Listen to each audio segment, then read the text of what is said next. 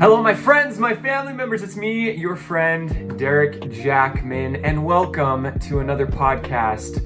Now, for those of you who don't know what this podcast is, essentially the series is called How I Would Change It, and that is where we discuss topics within pop culture, and we converse about how we would specifically change it. This is the very first podcast where I actually decided to bring on a featured guest.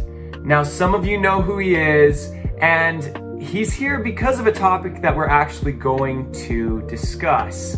But before we jump into that topic itself, let me introduce the one, the only, TotalDramaRicky. How you doing, Ricky? How you doing? Hey, what's up, Derek? My name's TotalDramaRicky. I'm a Total Drama YouTuber, especially a special YouTuber that just talks about the show in general. I know it's kind of weird, but I like the show and I think it deserves more attention, but I'm glad to be on your podcast, dude. Yeah, man. I seriously, much appreciation for being willing to meet with me. Ricky and I, we've talked in the past. We were on a similar live stream a long time ago with Noah and I think it was Alpha J, the Alpha J show. And that was my first time actually live streaming. But when it comes to YouTube, you kind of just, in my perspective, you came up out of nowhere. You came up out of nowhere and you took that title of the Total Drama YouTuber. What was that like? It's pretty scary, honestly. It's just like my Total Drama as a Total Drama YouTuber, my inspiration was actually mostly from Noah, because before he used to do not just Total Drama videos, but he did top 10s and he did discussion videos. I basically wanted to do something similar like that. But because I've been also getting inspiration from other YouTube channels, I wanted to be with more higher production, with better editing. In the beginning, I was kind of new to it. So like when I believe everyone was thinking my first video was the Believer fan music video with Commando Zoe, when really it wasn't. It was actually the Mike and Zoe video before I re-uploaded it because of copyright claims and stuff. But at the time, I was getting new to it, and that was because I got massive inspiration from Noah to make Total Drama videos. And, thanks to that, that's why I'm here now. I'm continuing to make Total Drama videos, and right now I'm still having a blast. Like, it's pretty fun, but it's also kind of scary because now, since Noah doesn't do Total Drama videos anymore, I'm now basically the big Total Drama YouTuber, and I honestly don't know how to feel about that. It's kind of scary, honestly, but it's also pretty exciting as well. And I think like having some excitement in your life is like, it's a great feeling, Yeah, now you're kind of a lone wolf. You're doing your own thing. You're kind of an independent YouTuber now. But I know. You're killing it with the graphics. I've seen some of your content, and it's enjoyable to me. I've definitely subscribed. Speaking of which, for those of you who are watching this and you're not subscribed to TotalDramaRicky and you like Total Drama, the series, I encourage you to go check out his content. You might actually like what you see. I definitely like what I see. I'm very impressed. You know what you're doing. You know exactly what you want. You say what you want on your videos too.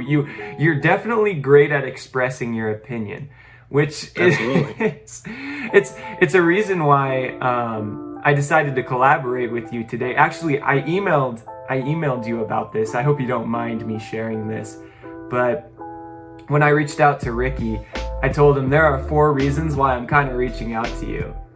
And I was like, number 1, like, you are officially the icon of Total Drama in the YouTube community now. I mean, you overthrew the king himself, Noah. And so that leads me to my second reason. I feel like you're gonna give me flack on my opinion, which is exactly what I'm kind of, I want someone's diverse opinion. I'm not looking for like a yes man on this podcast right now. And I feel like with your perspective, I think you're definitely gonna give me a little bit of pushback, which I'm actually kind of excited about, because that leads us into a great discussion where we're able to kind of share our ideas. The third reason was I feel like you have such a knowledge of the background of the series, but also the community itself. And so I think that's invaluable, or very valuable. And the fourth is I just wanted to get to know you a little bit better.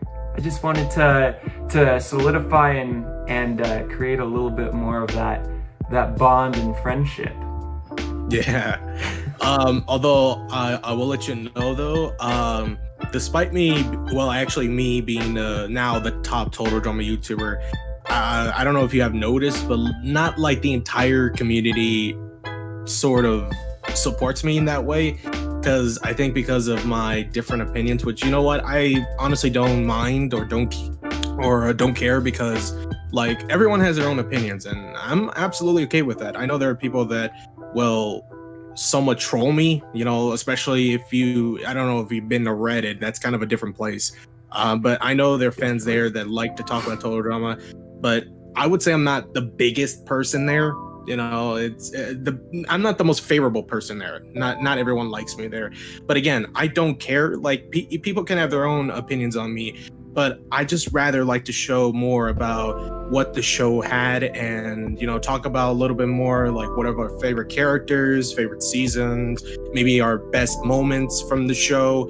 You know, that's what mostly my channel's about. It's not me trying to like dumb down anyone else's opinions. It's about sharing your own opinions and, like, you know, letting other people know what you like about this or what you don't like about this. And I think like it builds up great discussion. It keeps, you know, the fandom going, you know, like more discussions like this, and the show actually gets a lot more attention. You know what I'm saying? Yeah, I do.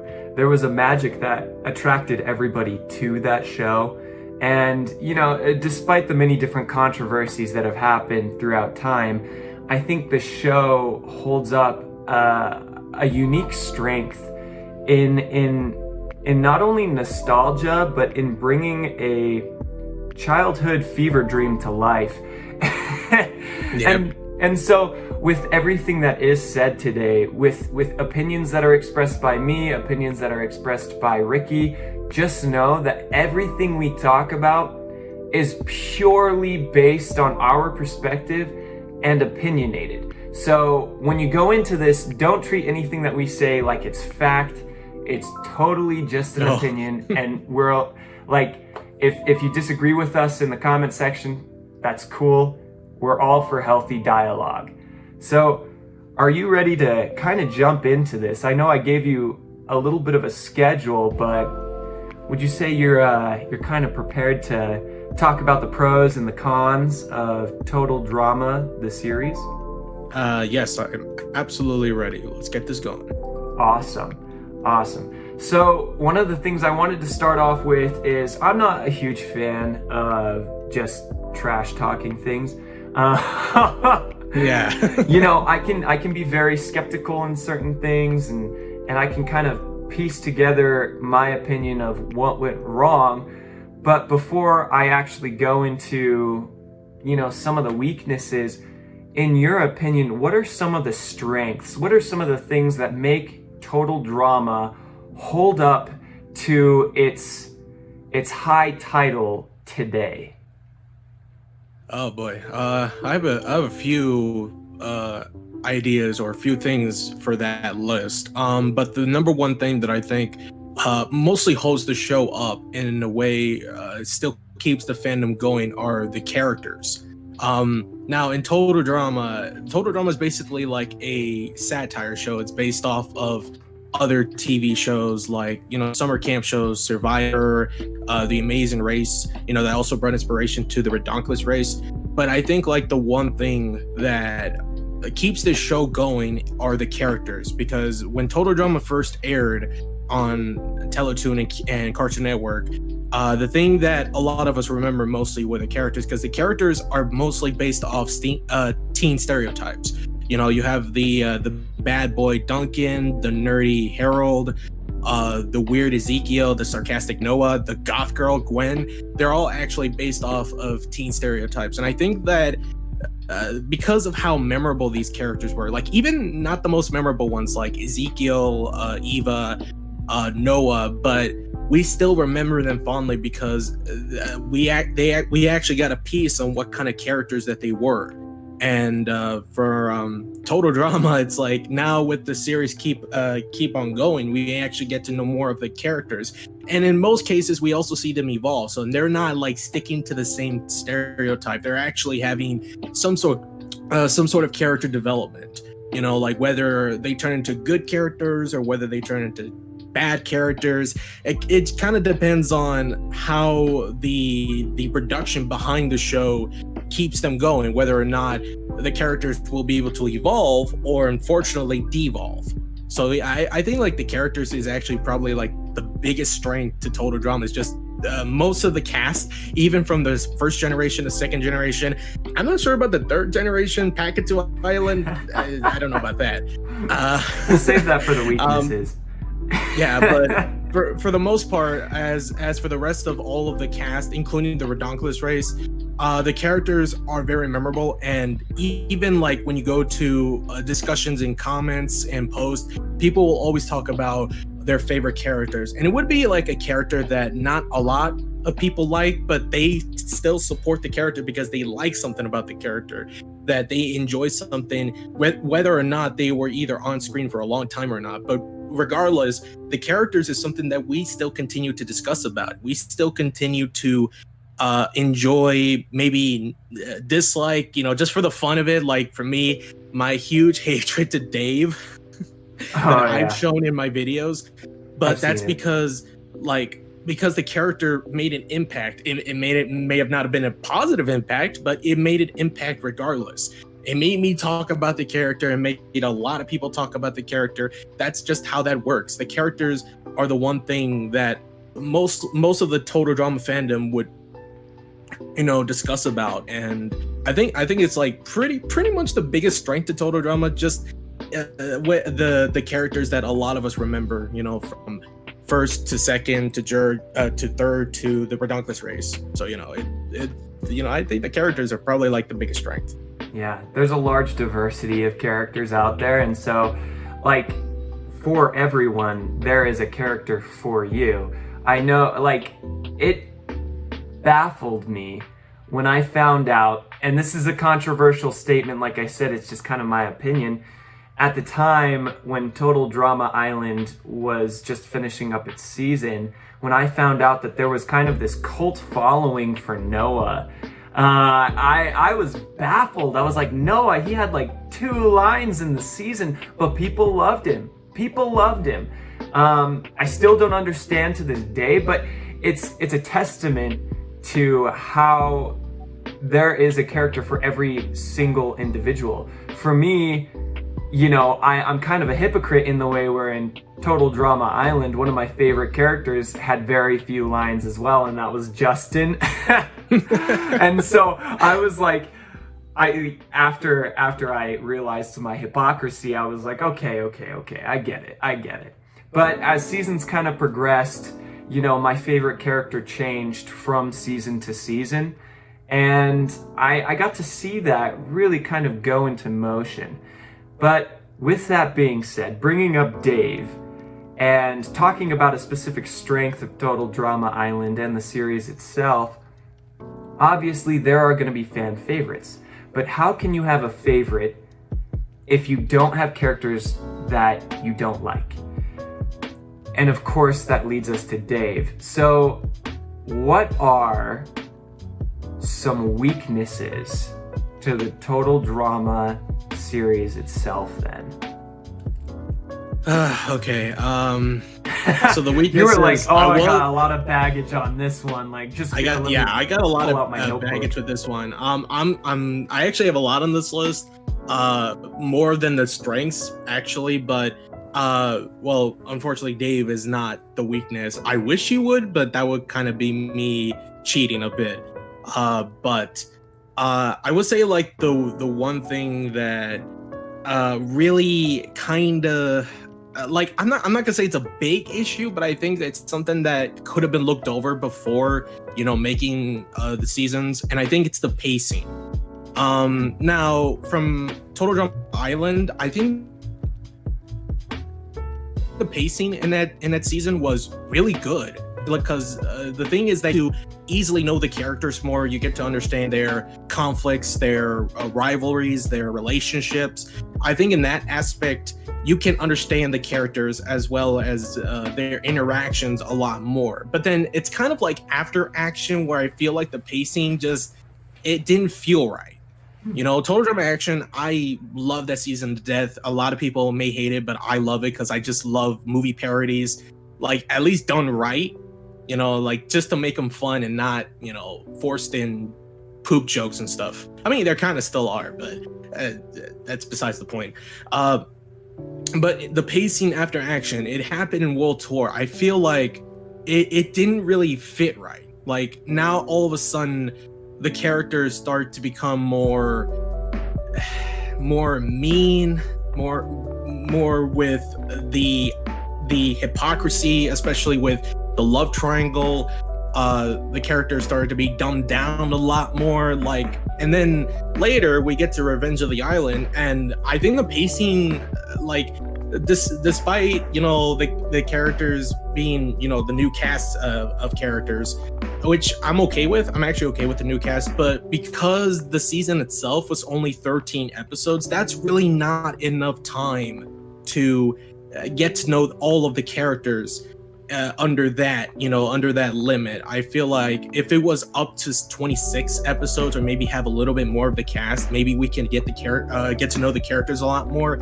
I don't know. The pacing throughout these seasons just it goes on and off and on and off. Like Island and Action, I like the pacing there. World Tour was kind of all over the place. Revenge of the Island felt rushed. All Stars, oh boy, All Stars. I still get migraines over that. Pagatu Island had no pace, in my honest opinion, because like it was already dead on the water, at least in my own perspective. But then it kind of picked back up with Redonkulous Race, but it's not saying much because like it was just slowly rising. But it's just I really wish that in seasons like Revenge of the Island, All Stars, and Pagatu Island, they would have had the same length as in the previous season, so we get a much better pace by knowing the characters and building up their relationships, their conflicts. And without that, it's like what's really the point? You know, like if you want us to know more about the characters, like spread it out a little bit more. Like give us a reason why to care about the characters, or why care about what's going on screen. You know what I mean? Yeah, I think that's one thing that Total Drama Island Season 1 excelled at. I think that they did a great job with balancing a lot of the characters and also showing who the protagonist was, which you get to look at it and you're like, it's Gwen and Owen immediately. You're like, those are the two protagonists from Total Drama Island. But it's also like many different characters, and you got to see different shades of different characters throughout that season. But this is great experience for me to kind of hear that perspective, because as you know right now, Adam Rudin and I over at Blue Productions, we're working on this new show, The Mysteries of Kruger Mansion. And I'm looking forward to that, by the way. Well, I appreciate that. We have to balance quite a few characters, and we with the limited amount of time that we have per episode, obviously we're not getting paid like Fresh TV or Cartoon Network is, but we're planning on having like 15-minute episodes, maybe close to 20-minute episodes, but we're balancing a cast of 14 contestants and then a plethora of other characters on the side. But hearing kind of what formula is successful in creating a lively cast, that is something that we're trying to listen to the audience with and trying to understand how to go about it, but in our own unique way, but also in a way that would service the fan base, because that's one thing that we're trying to listen to so bad. I guess diving into that before we actually move on to our next question, which has kind of inadvertently been answered. You thinking about auditioning at all? Just an offshoot question. Absolutely. I've actually been into a little bit of the murder mystery kind of genre. Like, I believe recently I watched the movie Knives Out, which is a really good movie. I highly recommend it.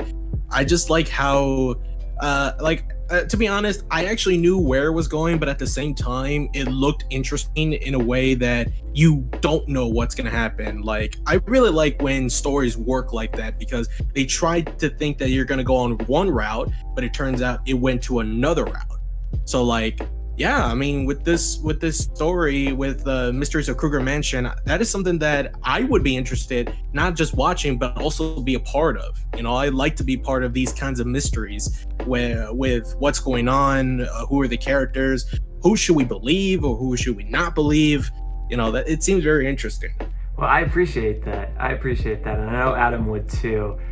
With that being said, those of you who don't know what we're talking about, essentially on Blue Productions, we're creating a cartoon of our own called The Mysteries of Kruger Mansion, which is kind of modeled after the game Clue a little bit, but also dives into inspiration from a plethora of different sources, such as Knives Out, The Haunting of Hill House, you know, a ton of different things. And so I encourage you guys to go over and check out the 2 teasers that are released right now. And auditions are actually going to be released within the next 2 weeks, hopefully by the ending of this next week, but there's no promises there. So honestly, if you want to audition for a cartoon, then keep your eyes peeled. Go over and subscribe to Blue Productions if you have not yet. And you can kind of get a little bit more knowledge of what we're talking about behind the scenes right now. Absolutely. All right, so moving on to the next question. I know that we kind of already answered this, but where do you believe, which season, pick a specific season, where do you believe Total Drama went wrong? I would love to talk about this too and add my opinion. I'll do so after I ask you these couple of seasons because I would love to see what your reaction is to how I would change my particular season and the future of Total Drama. Of course. All right. So I know, like, from what I've said before, I would have said World Tour, but actually, part of me also says that it's also action. Like from that season, I think it was more based from the plot line between Gwen, Trent, Duncan, and Courtney. That was in some ways supposedly a build-up to the love triangle that was going to happen in World Tour.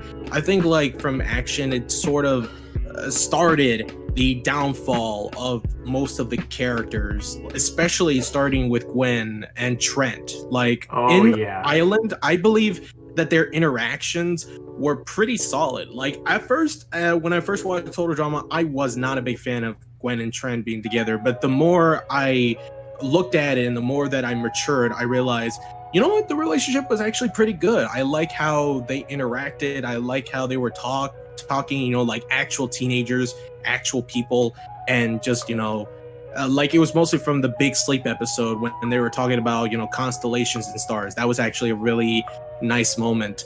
But then action sort of kind of just blow off the road. It's like now Trent is being obsessive of, you know, trying to get Gwen's attention and show that he's better than Duncan, because Duncan all of a sudden comes in and he's like, oh yeah, me and Gwen are best friends, fist bump, that foreshadowing. But I think, like, from that point, now all of a sudden Trent becomes more obsessive. Now he's all of a sudden with the number 9, you know, like when he always says 1, 2, 3, 4, 5, 6, 7, 8, 9. And then, of course, he tells a story about how his obsession with the number 9 came to be. But then Gwen also is kind of like, you know, Trent, I like you and all, but I can't take this relationship anymore. You're being too obsessive, which, I mean, I can understand in that perspective. But then the whole, you know, the team misunderstands and says, well, Trent is throwing the challenges off for Gwen, and they're building some sort of alliance. It's like, oh my god. Yeah. That's, I mean, it builds drama, don't get me wrong, but I just feel like that's not really a good way to represent your characters if you're gonna somewhat go to this kind of, this drama. Like, you're making Gwen and Trent look really bad, and yeah, then later on kind of went off the rails, and especially in World Tour when Duncan and Gwen happened. I'm not gonna like, I'm not gonna like say that people like this relationship. They shouldn't like it. No, if they like the relationship, that is perfectly fine. I'm okay with it. A lot of people think that I hate them because I'm not a fan of their ship. I'm not. Be respectful here. Just letting you guys know. But then when the love triangle thing happened in World Tour, that's when they made the characters a lot more worse. Like, Courtney was very obnoxious in action. That also brought into later World Tour, where not only she becomes obnoxious, but then she becomes nice and somewhat friendly. And then when she finds out about what happened with Duncan and Gwen, she becomes she's extremely jealous.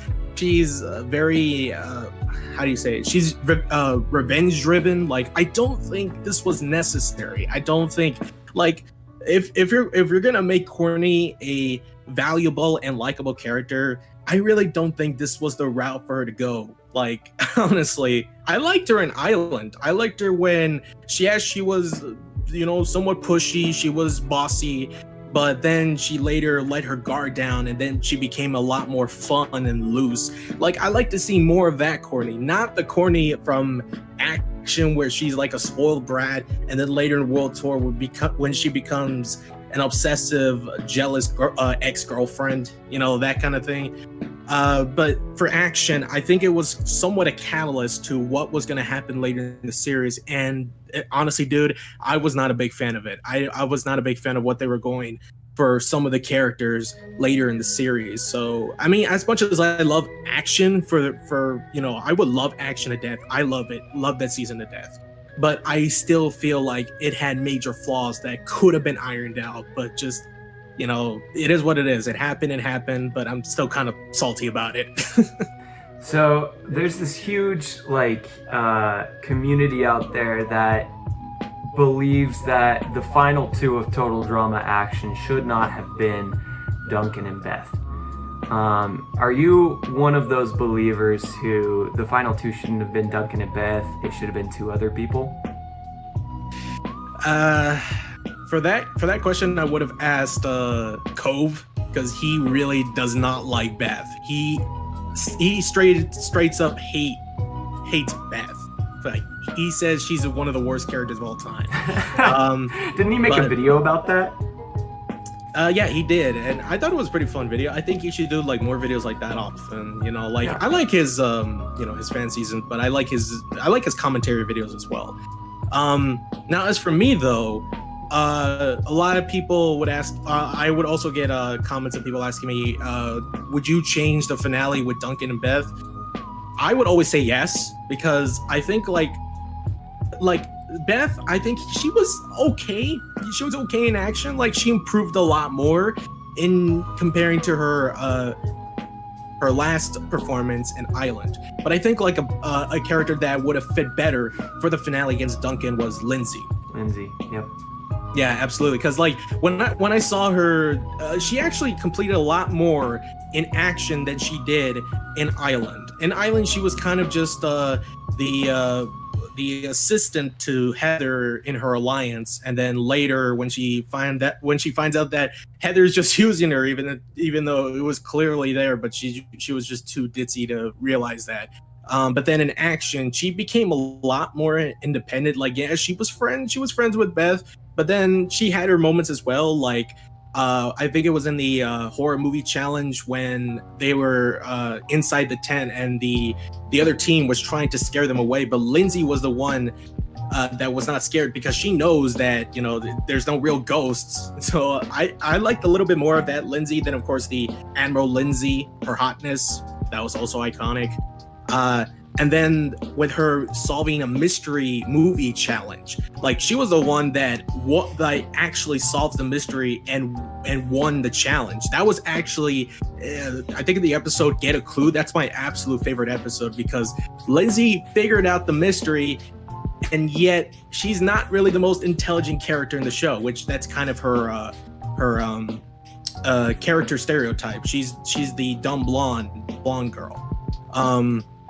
But yeah, I think Lindsay achieved a lot more, in my opinion, in action than she did in Island, and that's why I think she would have been the one to replace Beth against Duncan in the finale. I think that would have not really make the finale great. I think the World Tour finale is a lot better, but I would have actually especially preferred Duncan and Lindsay in the finale. I would feel it would be a lot better impact than what Duncan and Beth had in their finale. Well, this makes me really interested in seeing your reaction on my rewrite of a specific season. Obviously, this show is called How I Would Change It, and it's not only there to talk about the strengths and weaknesses, but there to also talk about what my solutions would have been on changing where I believe the pivotal point of where a series went wrong. And so I also chose a season that I felt like the series just took a complete turn on. So which season do you think I'm gonna dissect today? Ooh, that kind of depends. Who is your least favorite character? Oh, least favorite. Ooh, yes. Oh, that's a good question.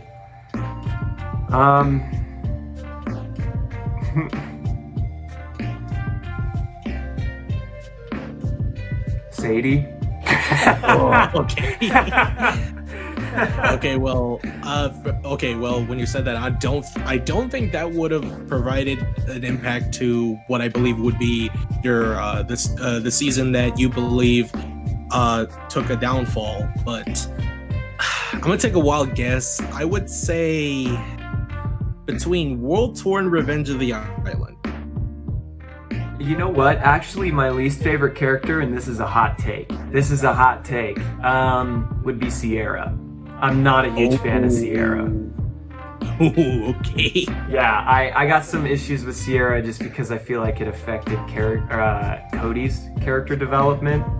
But that's a hot take. But so your guess is between World Tour and Revenge of the Island then, right? Yes. I am actually going to dissect a season that we were just talking about, which is Total Drama Action. Oh, here we go. I think Action is kind of where it went wrong. Totally just my opinion. And I did a rewrite of the elimination order itself. And I want to run that by you. I want your opinion on it. And this is where I think I'm going to get some pushback from you a little bit. Because some of these eliminations and some of these, the way that I rewrote it, it's a little controversial to the Total Drama fan base, especially with some people's favorites. All right. Just hit me up. What you got in your elimination list? Are you sure you're ready for this? Are you ready? Yeah. Yeah, you're prepared? Yeah, hit me. Okay, so one of the biggest reasons why I think Total Drama Action, and you touched on so many of these valuable points, one of the biggest reasons why I think Total Drama Action was the beginning of the downfall of the series of itself was because the second season should have been a love note to the first season. It should have been a poetic full circle to connect to that very first season. Instead, I felt like they tried to do something like a lot different, and by doing that, they kind of betrayed a lot of the characters and they threw them down the poop chute, man. Like, for instance, I felt like they ruined some of the greatest characters that we saw on Island. We just talked about some of them, like Gwen and Trent. I also believe that they ruined Jeff and Bridget in that season. Same with Lindsay. And they squandered Justin's potential, in my personal opinion.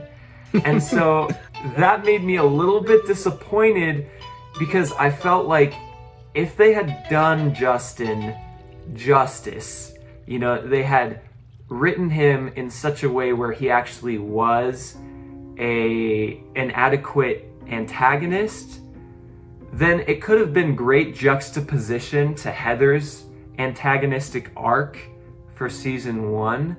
And that's something I would have loved to have seen a little bit more. So I have this elimination order here, but I also have some of the episodes and what I would have done and why it would have ended up this way and what would have made most sense in my opinion.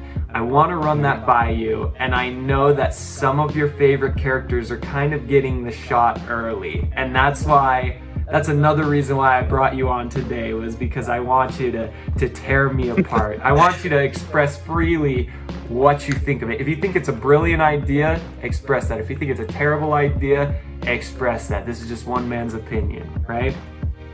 All right. All right, so first and foremost, I thought the first episode of season 2 was great. I liked Monster Cash, actually.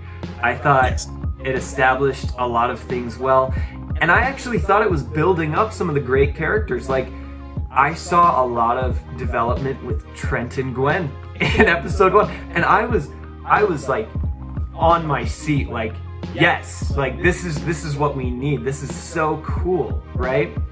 Yep. A detail that I would have changed is apparently between seasons, it's expected that it was only a couple of weeks that these contestants had to themselves before starting season 2 from Total Drama Island. I feel like it should have been like a return the year after. Kind of like how the audience had to wait an entire year. I feel like in the cartoon universe, it should have just been an entire year. And that's just a minute change and a minute switch that I would have made. Just because we could have seen a lot more development amongst the characters between that time. We could have explained a lot of like changes that characters had gone through. Maybe Duncan and Courtney had a lot more development behind the scenes that we could have heard about. But that's a small change. One thing that I really liked, though, and this leads to like the second episode, is I loved the idea of having Trent and Gwen win that challenge and become the 2 separate team captains. That's something I really enjoyed, was the idea of that, separating the couple. What are your thoughts on that? I mean, well, technically they did do that for the second episode, but I think like that would have built up a little bit more for the first episode. I think the first episode would have been a lot better to separate both Trent and Gwen into separate teams. But I do agree with you about the length of between seasons. I think like they should have not done, at least in the universe, they should have not done that a few days later. I think like maybe if they would have just like give it a year or so, just let the characters have a breathe, because like they've been suffering throughout the entire summer at the island, and now you want to bring them back to a movie lot just days later and then start a new season. That's not really enough time to give them a breathe after what they have experienced in Island. Yeah. But I do agree with you on that aspect, and I also do agree that I think like Gwen and Trent should have won the first episode challenge, and then from that point they can start by separating the teams. Like one team will be Trent, and then the other team will be for Gwen. But I actually agree with you on those points. So there are some things that I felt like didn't really make the most sense when it comes down to choosing the teams. Like, kind of like how we discussed, we both like the idea of putting them on separate teams, Trent and Gwen, but the choice when Gwen chooses Duncan and Trent feels betrayed by that, I would have stuck with that, because I do think that there should have been a divergence between that relationship in this season. A lot of people think that I don't like Duncan just because I'm a fan of Trent. That's not true, and I do see why there is chemistry between Duncan and Gwen. I hate the love triangle. I hate it with a passion. I really do. I know it adds drama. And Would I keep it? Yeah, probably. I would. It's a dramatic thing, but I feel like eliminating Trent early was a huge mistake, because that's something that you could have expounded on, and I'll kind of get into that. But for the Killer Grips and the Screaming Gaffers, I actually want to talk about who should have been on which team and why it should have been that way. And so I'm gonna dive into this, and I want to get your opinion on the teams themselves. So obviously Gwen chooses Duncan. That feels like a huge, massive gut punch to Trent. Yeah. And then Trent chooses Lindsay. In what world does that make sense? I guess they tried to pull it off as Trent, like, the beautiful Lindsay. And in season 1, like, when they went to Boney Island, there was that one time when, like, Lindsay laid her head on his lap and stuff. But, like, when have they ever interacted beyond that? Yeah, like, that to me didn't make the most sense. It felt very forced. The biggest betrayal, if Trent really wanted to fight back, is he should have chosen Heather. He should have chosen Heather immediately, because there's that huge friction between Gwen and Heather. And if Trent feels like he's being betrayed by Gwen with Duncan, and there was that whole fiasco with Trent kissing Heather, why didn't Trent choose Heather to begin with? That, I know it's a cartoon, but I feel like that would make the most sense to try and get back at Gwen. Yeah, I think like that would be like the same amount of the gut punch, like with Gwen choosing Duncan, who Trent I guess was not a big fan of, because like he thinks he sees that Duncan is trying to steal Gwen away from her, which I mean I understand why, but like, calm down, dude. Like, it's not like she was gonna leave you, at least in the beginning anyways. But then when I also agree with you when he should have chose Heather over Lindsay, because I think like when he said the beautiful Lindsay, like that didn't actually feel right. Like, I don't think Trent wouldn't, like, I mean he would kind of in some way get back in that kind of way, but not with Lindsay, because like, other than the time in Island where it's not really that, you know, they liked Trent, but I guess they were somewhat fans of him, like kind of like fangirls, you know, like Lindsay and Beth, like, you know, in that way.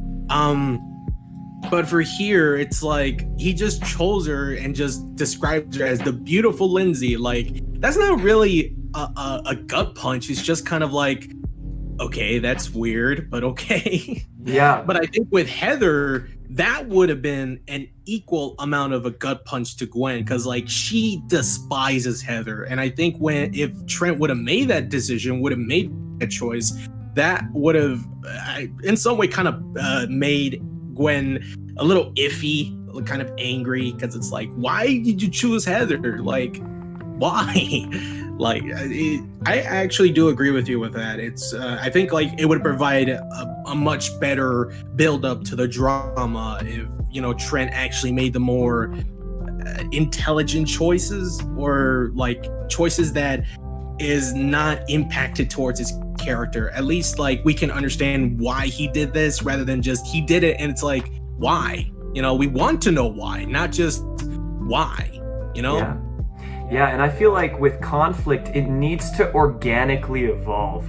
And that's why I felt like what they did with Trent was just such a betrayal to him, because out of nowhere, he just goes crazy. You know, it's just like pure paranoia, and then all of a sudden we learn about that whole 9 thing. And I didn't like that. Trent he exemplified stability in the first season. Somebody who was caught in a sticky situation, which is why he got eliminated. You know, he was manipulated, but he was always that stable ground. And in season 2, he just goes off his rocker, man. And it's like, where in the world did this come from? You know, he went from being one of my favorite characters to being a character that is extremely irrelevant now. And so I would have played to Trent's strength a little bit more. And I think if you expounded upon the Gwen and Trent breakup, if you would have actually like stretched it out a little bit more, it would have felt more organic, but you could have also added a lot more drama than they actually created, because a lot of the drama that I felt like we saw on Total Drama Action was just fabricated. It was just like, oh, we're just gonna throw this out of nowhere and just cap you with it, you know? And let's get into these episodes. But before I do so, let me finish the teams actually, because I think this is how it would have gone if this was a realistic scenario. So Gwen would have chose Duncan, Trent would have chose Heather, Gwen would have chosen Lashana. Lashana's her best friend. Trent would have chosen Justin, just because like they got a little bromance going. You see that after the season. Like the what was it? The I keep forgetting the band name. It was the Drama Brothers. The Drama Brothers. Yeah. Which I think it actually would have been kind of cool to see a small little bromance happen between Justin and Trent, kind of like how we saw with DJ and Jeff from season 1. But you know, I'm digressing, of course. Yep.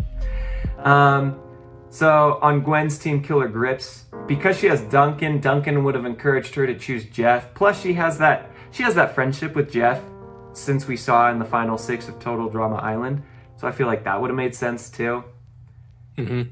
Trent choose Beth, Gwen choose Bridget, Trent choose Lindsay, Gwen choose DJ, Trent choose Owen, Gwen choose Harold because of Lashana, and Trent chooses Izzy by default. I think those two teams would have made the most sense, in my opinion. Obviously, you've got some heavy hitters on the Killer Grips. You got some serious competition on the Killer Grips themselves. But I think if you wrote the characters right, you could seriously redefine some of these character arcs. So obviously the first challenge is the alien challenge.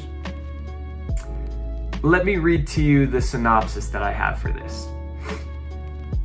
So obviously Gwen and Duncan, they have a knowledge of aliens, but this is where I would have given Harold some time to shine.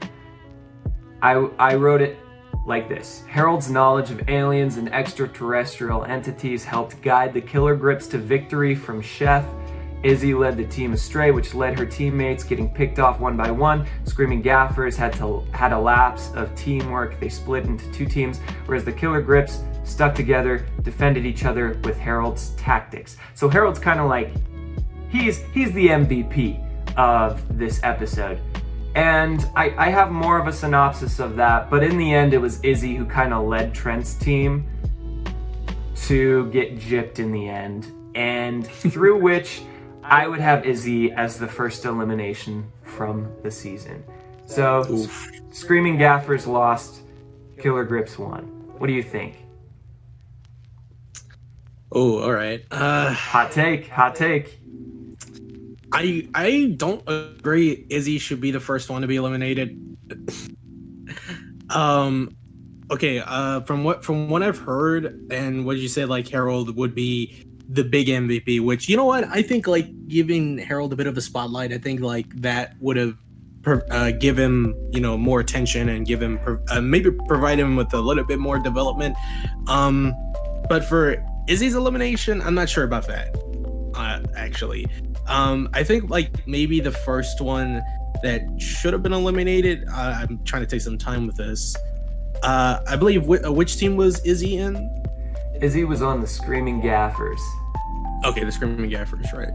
And then all the characters. I think like maybe...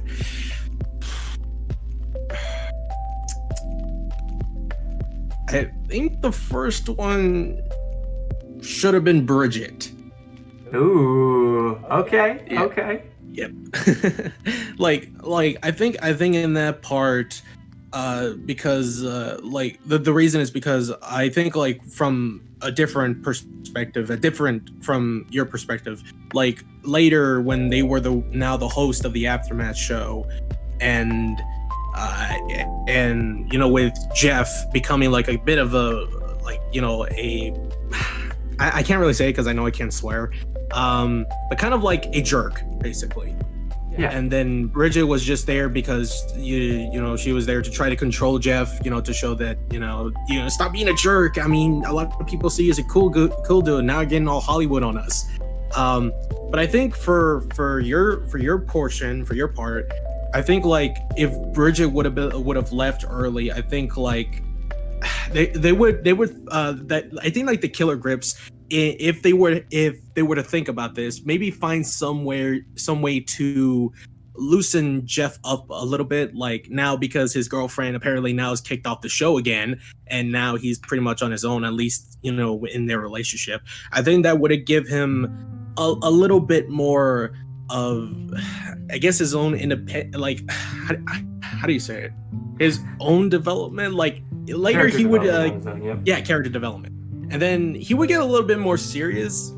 I don't know how to describe it though, because like I would need a little bit more time on that, but I think like maybe Jeff could become a little bit more serious with his team. I think like now, because Bridget's not smooshing him up anymore, I think it would give him a little bit more time to, I guess, think about what's going on, and then all of a sudden the team screws him up because he's in the open, and then that would kind of bring him a target for the next elimination. But like I don't know, like I think for Bridget, she didn't really have much to offer in action. I'm gonna be straight honest. So I think like having her to be eliminated first would provide not a bigger impact, but I think like in a way to kick her off, because like later on, I don't know, I feel like Bridget didn't really provide a bigger impact as a character. So I think like voting her off early would not really change much. But for Jeff, I think like provide him with a little bit more serious character development, like get him to stop thinking about Bridget, and then once he gets eliminated, then I don't know, like if this will work in your case with the Aftermath show. Like who do you think would be the host of the Aftermath show? I actually have it written where there is no Aftermath show. Oh, so, okay,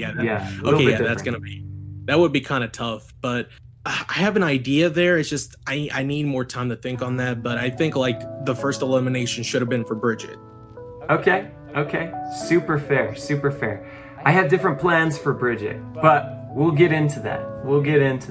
So the next episode is an extremely hot take. I think this may be one of, if not the biggest and most controversial elimination that I will go through. And who do you think the most controversial elimination would be at this point in time, right now? Oh, controversial. Because like most of the characters are like they're actually fan favorites. So like it's really hard to choose which character would be the one to be eliminated next. I'm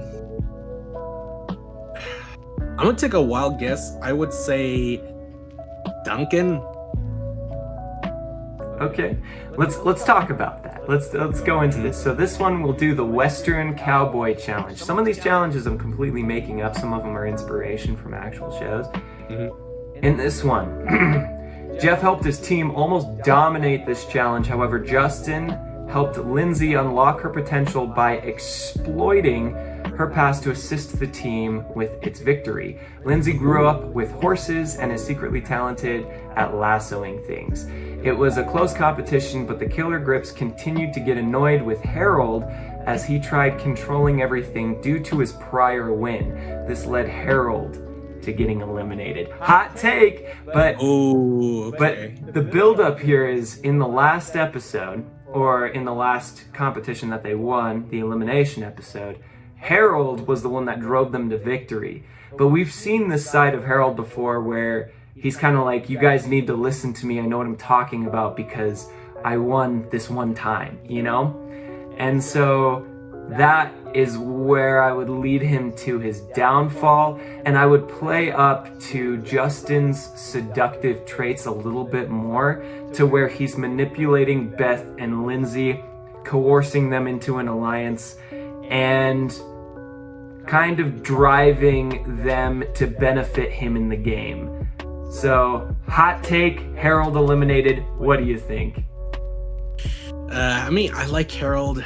Like, he was awesome in Island, but that hot take, dude. Like, like it's not that I don't want Harold to be eliminated. Actually, I actually do agree with that. I think I think it's somewhat similar to what happened to him in World Tour, except, well, in the second episode challenge, I don't think he impacted much, or helped out as he can with Team Victory, because Team Victory was kind of they weren't doing so well to begin with. But I think for Action, now there's actually a reason why he would be eliminated next, because in the previous challenge that he helped his team out, but then now he tries to do the same thing, except that it doesn't work out very well. So I think that would provide a reason on why he would be eliminated next, because they didn't like how they were he was trying to take control of it, even though that they were doing a good job at that moment. But Harold is kind of pushing it. Now he's pushing his respect away from the other teammates, which I think that would provide a much better a much bigger gut punch to Harold by getting him eliminated early. Will that make people mad? Absolutely. But that's kind of how this works. You gotta give something to keep them watching, to keep them, discussing, why did they take away Harold when, it happened. Harold screwed up, and then his teammates didn't appreciate that, so they had to vote him off. That's just how most of these shows work.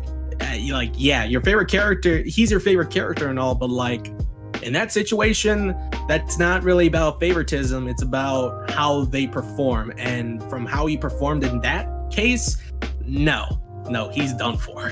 So there's at least a motive behind it. And we would assume that if this was rewritten in its own way, season 3 would have been rewritten too. So it's possible that if Harold didn't perform well in season 2, he could have performed well in season 3. Absolutely. Harold, I think he has skills. He has really he has some fun moments. But skills, man. But then afterwards, I think his ego would have conquered him a little bit more, and then because of that, now his teammates will now look at him. It's now he's pretty much useless, because now he's just favoring his ego and trying to show that he can take control of the team, even though he couldn't. But for the next season World Tour, I think in that case, it's not because it's kind of actually more to think about it. It's kind of the same thing, because I think the reason he was eliminated, well, he wasn't actually voted off. He volunteered to be eliminated. But from that point, it was because Harold tried to take control of the team and tried to film a Japanese, the Japanese Yum Yums commercial. That didn't work out so well. The commercial itself, that's so ridiculous. But yet it's so hilarious. But I understand why. He thought he failed. He thought that he failed as a leader. He failed as a teammate. And then later, when the voting happens, he goes up and says, "No, what was it? I failed my team, and I deserve to be eliminated." And he does it in the most hilarious way by performing seppuku with a lightsaber. That was pretty iconic, and it's so hilarious. And he was acting oh, this is my downfall. This is I have failed, but I deserve this. The way he acted, it was pretty hilarious. But I think for Action though, I think that would have provided a better impact, because it's not Harold did something stupid and then he volunteers to get voted off. Like, it has to be a good reason why he was voted off. And I think because he showed his ego and tried to take control of the team, and then his teammates didn't appreciate that. So that way, that would have given them a bigger motive to vote him off. But in World Tour, what happened in World Tour, it kind of didn't make any sense, but at the same time, it was still hilarious. Like, you can't deny that lightsaber seppuku. That's great. That was great stuff. But I think for action, it would have been a lot better. It would have been something that you can swallow a little bit more smoothly than what happened in World Tour. Yeah, and with this rewrite, actually, I do take some inspiration from World Tour just to get it out of the way, assuming that season 3 would then be a rewrite and would be better in its own way. So, going to the next challenge. It would be the Prison Break challenge, modeled after the actual show, Prison Break. With good old Michael Scofield and everything like that. In this one, I would also have the Screaming Gaffers win again, with Gwen and Duncan leading the Killer Grips to almost winning, but losing because of Justin's charm a little bit, and then having Lashana kind of cost them to lose the challenge. And since Duncan already has a relationship with Gwen, Jeff, Bridget, and DJ, it just makes sense that the outcast would be Lashana. So that's another hot take. Eliminated. Third elimination would be Lashana. Thoughts? Yep. Okay, that would not have impacted me because, like, I like Lashana. Lashana's a really good character, but I think from that point, I think it would make sense to eliminate Lashana that early on.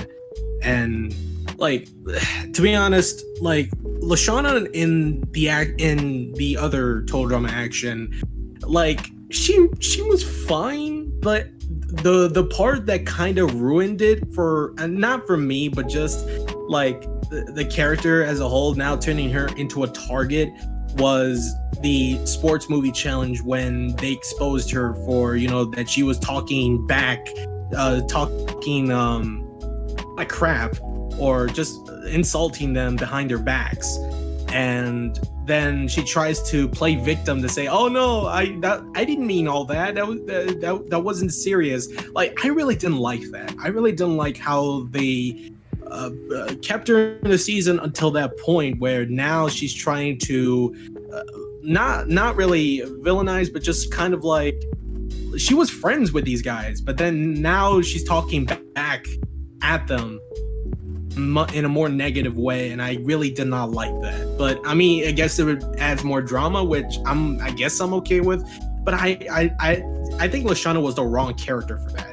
I think, like, she wasn't the right character to give her that aspect of her insulting the other characters or insulting her friends.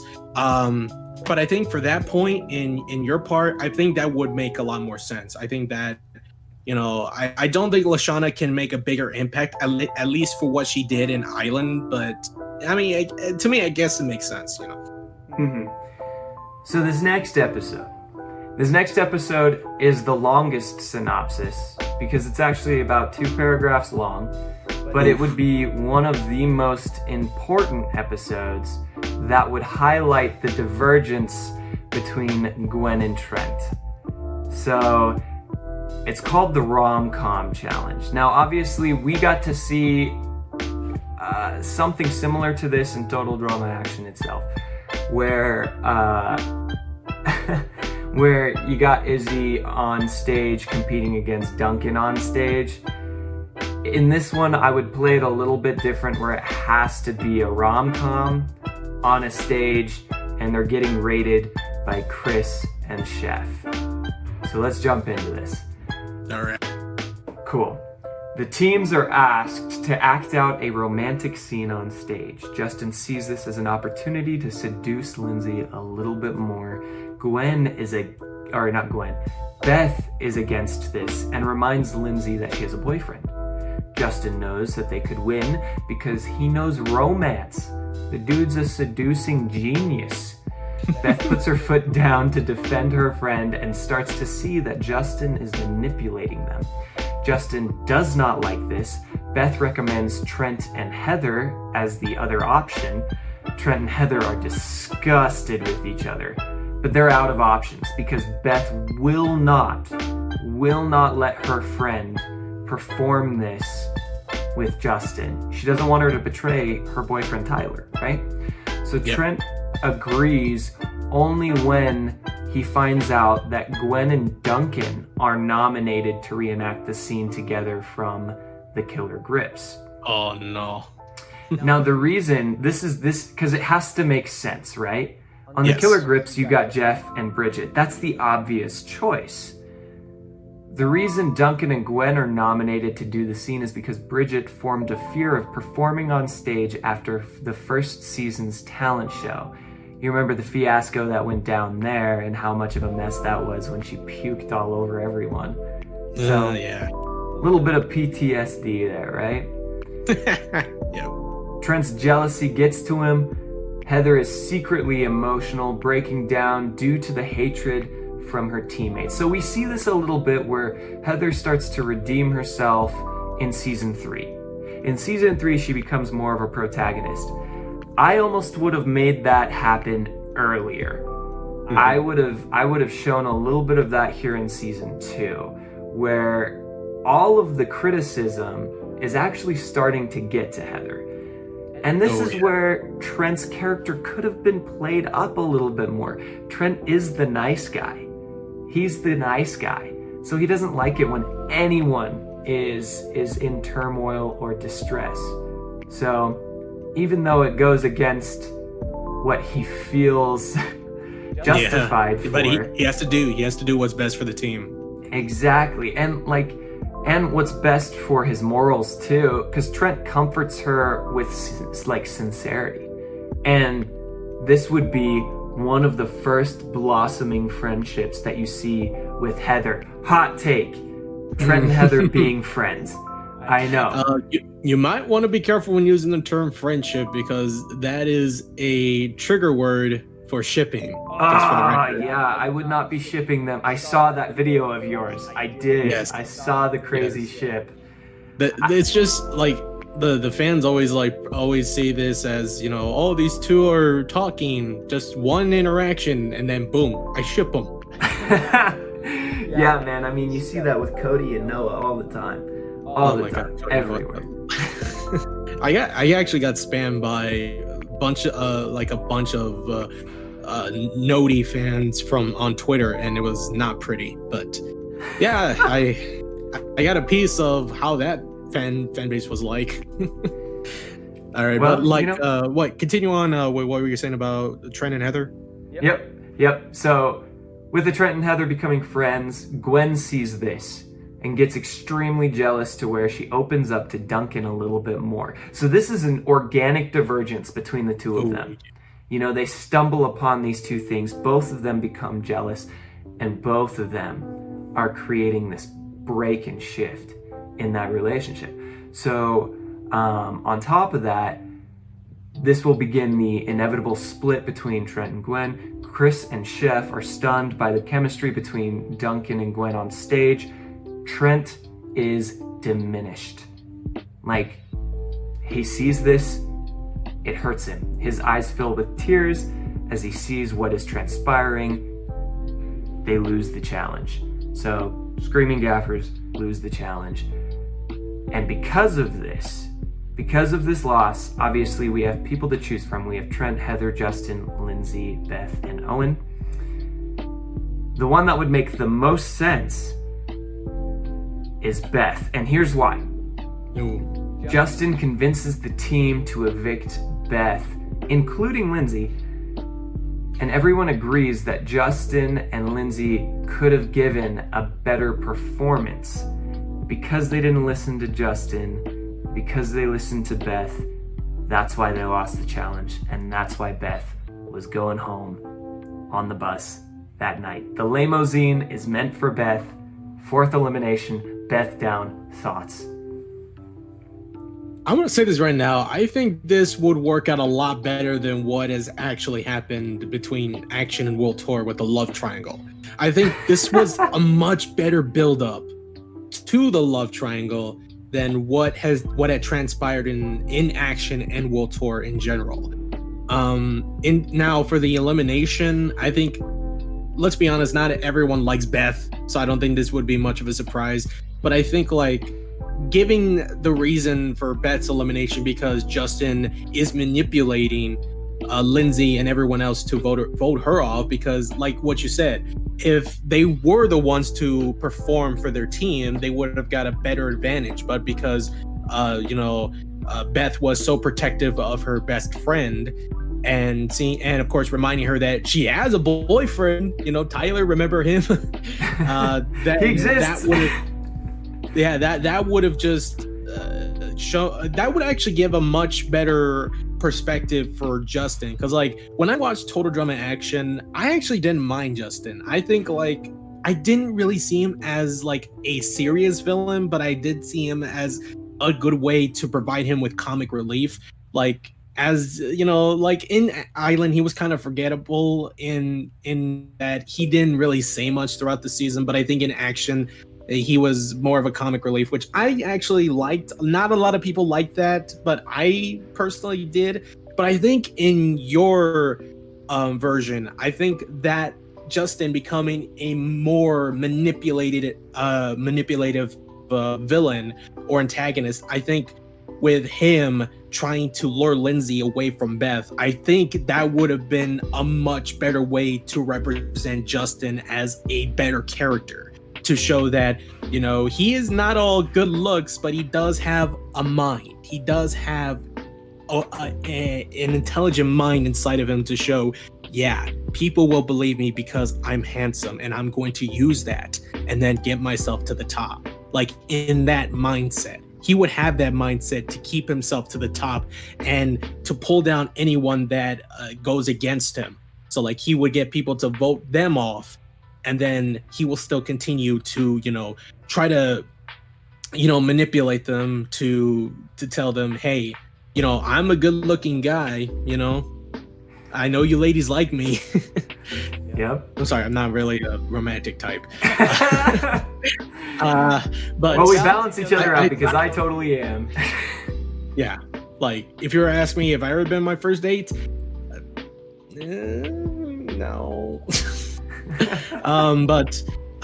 But I think for your version, it's a lot better, because now, the more I hear about this, the more I realize, yeah, you know what? Maybe Justin should have gotten the comic relief from Action. I think with him being a much more manipulative villain, I think that would work with him a lot better. So like seeing how he's trying to pull Lindsay away from Beth, that actually, it makes a lot more sense, and it actually does provide drama. And of course with Trent, Gwen, and Duncan, with Trent just reacting over what has transpired between Gwen and Duncan during the challenge, I think that would have been a better catalyst to the future love triangle, or I guess the future love square that would later happen in the series. And that would be a much better, like it's like a heart-wrenching moment, and you feel bad for Trent. Like, not like feel bad as in like, oh, Trent didn't Trent shouldn't have gone this direction. No, I mean like you legitimately feel bad for Trent. Like, he had to witness his girlfriend just go with Duncan and perform the way they did, and then it seemed like she actually meant it, and how he heard it and how he reacted to it, it's like you feel for him.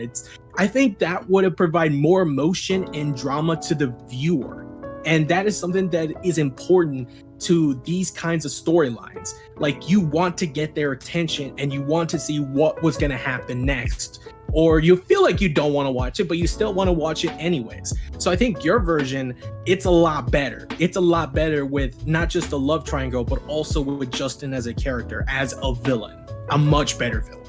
Well, thank you, sir. I feel like that's really like the smart way of breaking down a stable character. Instead of just making him go insane, you really give him a real motive to feel that jealousy and paranoia. But with Justin too, there is a lot of missed potential with Justin. We saw some great potential with him in Total Drama Island, but he just didn't carry that fire into season 2. So, next challenge though. With this one, I would have the flu challenge.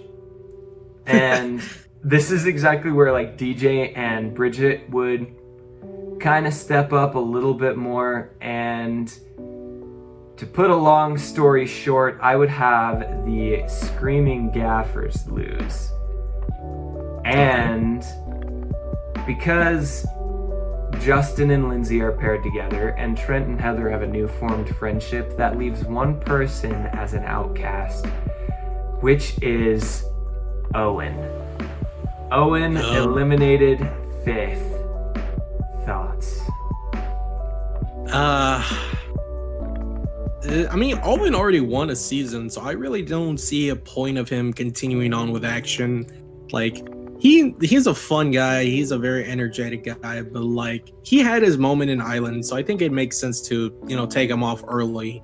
So from that point, it's like you already build up the characters for Trent and Heather, you know, now they build up a friendship with Justin and Lindsay, Justin still manipulating Lindsay. But for Owen, I really don't think he has a purpose now. I think he's just there just to be, you know, the poop jokes and stuff, the fart jokes. So from that point, I don't think he would be necessary. So yeah, I do agree with the elimination. Like Owen, I don't really see a point of him from that point. Perfect. So now we're in the final 9, right? And we got the Killer Grips as Gwen, Duncan, Jeff, Bridget, DJ. We got the Screaming Gaffers as Trent, Heather, Justin, and Lindsay. I would initiate the merge here. And then I would have Courtney debut, bring her back. Final 10 merge. For the boys, Saturdays are for the boys. We got the boys here. We got Duncan, Justin, Jeff, Trent, DJ. We got the girls, Gwen, Lindsay, Bridget, Heather, Courtney. That's my personal final 10. That would kind of bring back the what was it, the Brunch of Disgustingness challenge from Island, like the boys versus girls. I think that, like when you said earlier, bringing a love note to the previous season, I think this would be a perfect opportunity to bring that concept back between boys and girls. I think that would actually be interesting. Yep, and we could have the girls win this season, especially because Duncan would be shocked that Courtney's back. Yes. After the fact that he's been flirting with Gwen. This would be like bad news. Like Courtney would have watched what happened. And he's like, Duncan, I can't believe this. Why would you do that? Mm-hmm. But like, yeah, you know, you see why. It's like Gwen did that because she hated Heather and the way that her and Trent were building their friendship and how they had to complete the challenge. It's like that triggered her. So it's not really Duncan's fault. It was just Gwen. She was triggered over what has happened from the previous challenge. So with Courtney coming back and not realizing what is actually happening, I think that would build up more tension and drama between those characters. I think that would be a lot more. It would be a lot more tense. It would probably you'll probably be asking questions like, what's going to happen now? Is Courtney going to do something about this? Is she going to punish Duncan? Is she going to punish Gwen? Like, what's going to happen? Amen to that. It leaves you just kind of in this space of like, whoa, like there's going to be a lot of ish that goes down. Because like comparing to what happened with World Tour, it's not really asking questions, but it's just asking why did this happen? Because it wasn't necessary. But in this case, it's more of just asking what's going to happen. What's going to happen with Courtney and Duncan? What's going to happen with Gwen and Trent? What's going to happen with Gwen and Heather? Like, you're asking so many questions, and I think that is a way to bring more attention and how the viewers can be into this. They could be like, man, this is getting like really good, but at the same time it's horrible because they're my favorite characters and they're in this predicament. They don't know what's gonna happen. Comparing that to what happened in World Tour it felt unnecessary. It felt unnecessary to bring this drama all of a sudden to World Tour. Now it's kind of just collapsed already on the way there. It was really unnecessary, but here it's a much better build-up because now you know the characters, and now this drama builds up. Like, now the characters are just scrambling over with who and who. Like, is Gwen and Duncan a thing? Is Courtney and Duncan still a thing, or is not going to be a thing anymore? Is Trent and Heather going to be a thing? Like, you're asking so many of these questions, and that is a way to actually bring legit good drama to a show like Total Drama, comparing to what has transpired from World Tour. So I think in your version, it actually leaves you asking more questions rather than just asking why, because it's like you want to know what's going to happen next. And I think from your version, it's a lot better. It's a lot better. And I kind of wish this would have existed, but it is what it is. But I think from your version, it's a lot better. It's a lot better. I can honestly say that. I appreciate that a ton. Now, I'm kind of throwing you into left field right here, because let's recap real quick.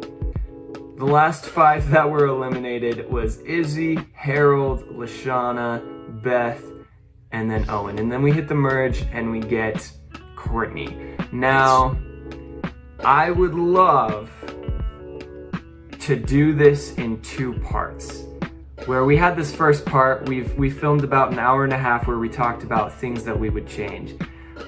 If you're down, I would love to meet again and discuss the second part of this series. The next episode is actually the zombie challenge, which is, yeah, they missed that. Why didn't they have a zombie episode? What's up with that? But it gets way dramatic. We get to see a lot more development with Lindsay and Justin and Trent and Gwen and Courtney and Duncan, and it gets really dramatic. So would you be willing to meet up again and discuss the second half of this little fan fiction of the second season of Total Drama? Dude, I'd be down, because like from what I'm hearing so far, this is a lot better than what happened in action. Like actually legit happened. But yeah, and hopefully when I'm not too busy, I would love to do this again and discuss the second part of your version of Total Drama Action. Awesome. And for those of you who want to know what happens in my rendition of Total Drama Action, stay tuned, click that subscribe button, keep your eyes peeled for the second podcast where I bring Ricky on, and maybe we can even bring in Cove if he wants to, where we recap what happens and then we talk about what we would change. As an assignment to you, I actually had this planned beforehand. I didn't want to tell you because I wanted to wing it on you. With the final 10 that we have right now, I would love to hear your prediction on where you think it would go from the final 10 down to the winner itself. So if you want, I can leave the final 10 in the chat. And then if you're down to make a little prediction, we'll start off the next episode with your prediction, and then I will talk about how I would change it, and we'll discuss it from there. How does that sound? Oh, okay. That sounds awesome. Like, I hate homework, but if it involves Total Drama, then I'm all for it. Awesome. And for those of you guys, I can't reiterate this enough. Ricky's freaking the man. Ricky's the man. So go over, and if you're not subscribed to him yet, go over and subscribe to his YouTube channel because he's got a lot of juicy content where he expresses his perspective and opinions as well.